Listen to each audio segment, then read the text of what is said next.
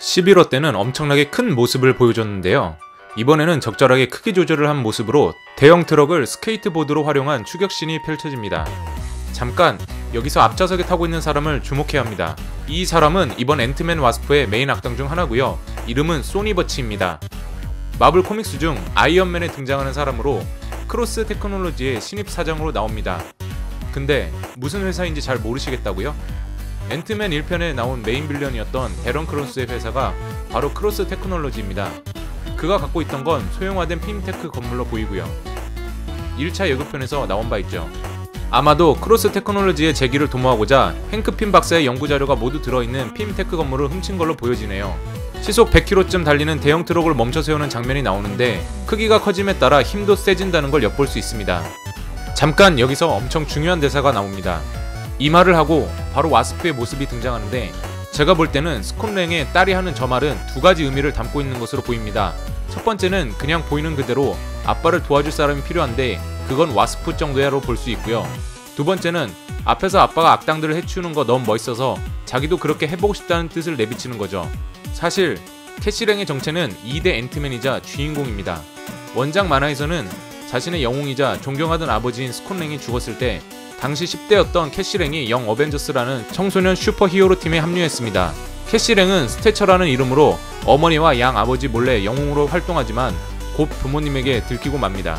그럼에도 캐시는 슈퍼히어로 활동을 멈추지 않았습니다. 캐시랭은 선천적인 총능력은 없으나 지속적인 핌 입자에 노출되면서 몸의 크기를 줄이거나 몸의 크기를 커지게 하는 능력을 얻었습니다. 캐시랭은 현재까지 확인된 바로는 최대 76m의 크기로 거대화할 수 있으며 거대화 능력은 캐시랭의 감정과 밀접한 연관이 있어 캐시가 화가 나면 몸의 크기가 커지기도 합니다. 미래 스포를 하자면 어벤져스4에 캐시랭이 등장한다고 알려졌는데요. 등장하게 되는 배우는 에비 라이더 포트슨이 아닌 엠마 퍼먼이라고 합니다. 시간이동이 주된 소재로 알려진 어벤져스4답게 캐시랭의 어린 모습뿐만 아니라 앞으로 활약하게 될 청소년기 모습도 볼 수 있을 것 같아 기대가 되네요.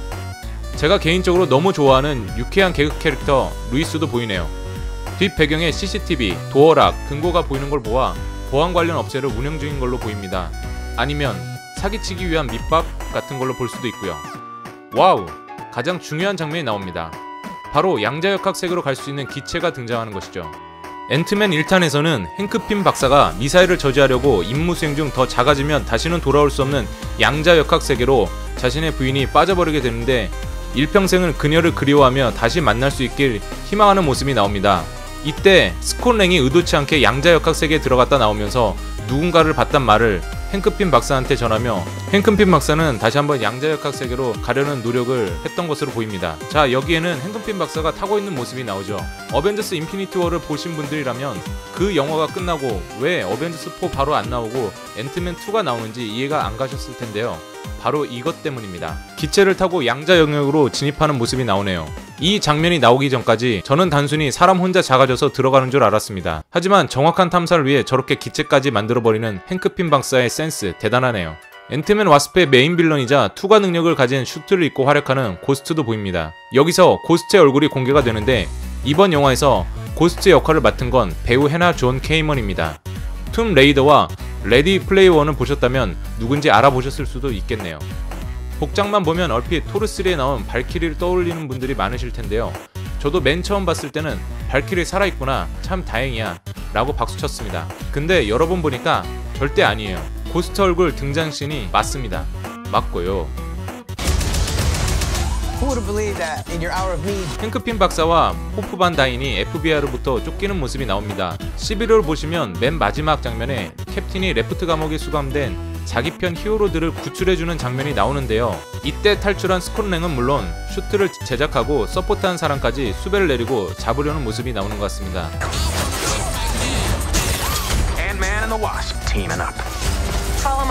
자신의 지시를 따르라고 말하는 와스프.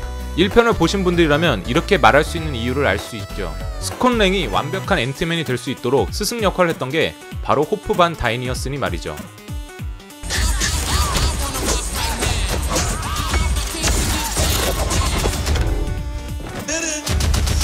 드럼 치는 개미. 나 집에 왜 이런 게 있는지 궁금하시죠? 역시나 1편 보시면 다 나옵니다. 안 보신 분들 꼭 보세요. 안 보면 지는 겁니다. 헛! 방금 뭔가 빠르게 지나간 거 보셨나요? 양자 영역 세계 안에서 만난 사람입니다. 우리는 여기서 두 가지 추측을 할 수 있는데요. 첫째는 행크 핀 박사의 아내인 제1대 와스프 자넷 반 다인일 겁니다. 그리고 또 하나의 추측은 캡틴 마블일 것이라고도 볼 수 있습니다. 두 가지 추측이 있는데요. 저는 제1대 와스프일 확률이 99.9%라 생각합니다. 왜냐면 자넷 반 다인 역에 미셸 파이퍼가 등장하는 포스터는 물론 출연진 목록에도 이름을 올리고 있기 때문이죠. 캡틴 마블은 이 상태에선 등장하지 않고 쿠키 영상에나 등장할 것으로 보입니다. You go low, I'll go high. I have wings. Why would I go low? 건물이 커지는 모습에 놀라는 루이스 뒤로 우리나라 현대차 신형 벨로스터 모습도 살짝 보이네요. PPL 효과를 노리고 현대에서 돈 좀 쓴 것 같은데 마케팅 효과가 과연 얼마나 있을지는 잘 모르겠습니다.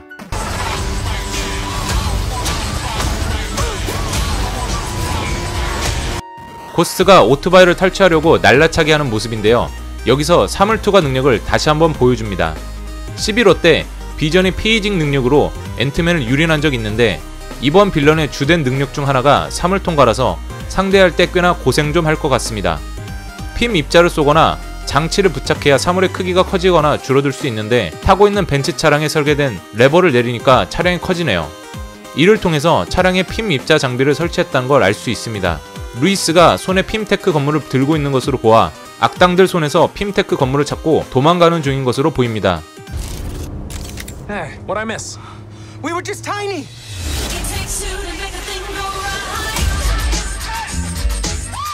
화면이 바뀌고 행크 핌의 조수였던 빌 포스터 박사가 나옵니다. 빌 포스터 박사를 연기하는 배우인 로렌스 피시버는 DC 맨 오브 스틸과 슈퍼맨 대 저스티스 리그의 시작에서 클락이 다니는 데일리 플래닛 편집국장 페리 화이트와 매트릭스 모피어스로 국내 팬들에게 잘 알려진 얼굴이죠. 골리앗은 행크 핌의 핌 입자 덕분에 몸을 거대하게 바꿀 수 있는 능력을 지닌 사람으로 나오는데 토르한테 죽는 걸로 나옵니다. 21 feet. You? 65 feet. 65. 자이언트 앤트맨이 배 위로 모습을 드러내는데요. 단순히 깜짝 등장쇼가 아니라 배 위를 자세히 보시면 소형화된 핌테크 건물을 들고 있는 소니 버치를 잡기 위함이란 걸 알 수 있습니다. If you two are finished comparing sizes, 65. 북미에서는 2018년 7월 6일 개봉 예정이고요. 국내에서는 6월 28일 개봉 예정입니다. 국내가 더 빠르네요. 여하튼 참고로 배경 노래는 80년대 락 베이스드 앤 DJ 이지 락의 데뷔 앨범 It Take Two로서 배경음악이 궁금하셨던 분들은 따로 유튜브 검색해서 들어보셨으면 좋겠네요. 이상 앤트맨 앤 와스프 공식 예고편 리뷰를 마칩니다.